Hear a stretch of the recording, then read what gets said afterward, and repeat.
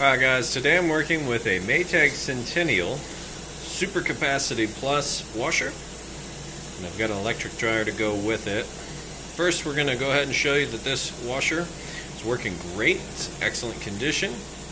Right now it's filling up with water. It's got a really nice lid switch feature. Essentially if you lift this up for anything, it's going to shut it down. Right now it's filling up with water. We'll be able to hear it agitate here in just a sec. And it's an auto water level sensing unit as well with full submersion, so you don't have to worry about not enough water being used or anything like that. And then that agitator is nice and strong center agitation. It's going to get your clothes nice and clean. So we're going to let it go ahead and finish filling up. I'll show you that it agitates, then we'll come back for the final spin cycle so you can hear that it's nice and smooth and everything works good. Washer gets a 28-point inspection, the dryer gets a 22-point inspection. Everything electrical, mechanical, it all gets checked. Everything has to work perfect before it leaves my care or even gets listed up for sale. So, alright, we'll go ahead and let it finish up and come on back. Alright, it's filled up all the way. You can hear it agitating. It's got a nice strong agitator in there. Put it up and show you real quick. It's getting those clothes moved around at full submersion on the water. Because it's auto water sensing, it takes a second. Right back into agitation. And you're not really supposed to lift this lid up after you start. The owner's manual says not to unless you have a really good reason to, because it kind of interrupts the cycle. But I do it all the time for testing purposes. But anyway. Alright guys, moving out of the wash cycle into the rinse cycle. So we can kick in here in just a second, start draining all that water out.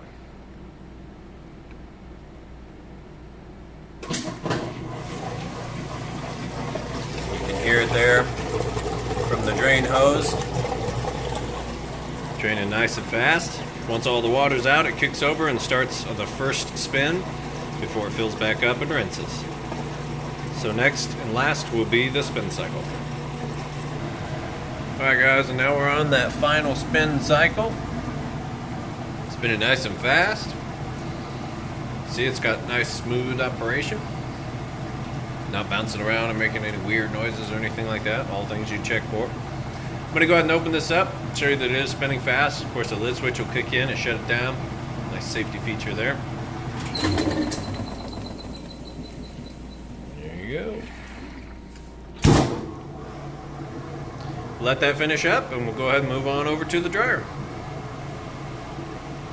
Alright, now moving over to the Kenmore electric dryer. It's a heavy duty, large capacity, which will hold actually pretty large load. That's the load from the washer we just did, so we got it loaded up in here. We can close this up. And we're just going to stick this on auto dry, let it kind of do whatever it wants with high heat. Hit go.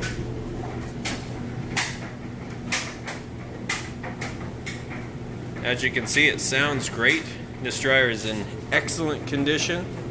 It's a little bit older model, but we call these Old Faithful for a reason. They work really good, and the parts inside are built out of lasting metal materials versus some of the newer stuff. Everything's kind of gone the way of plastic.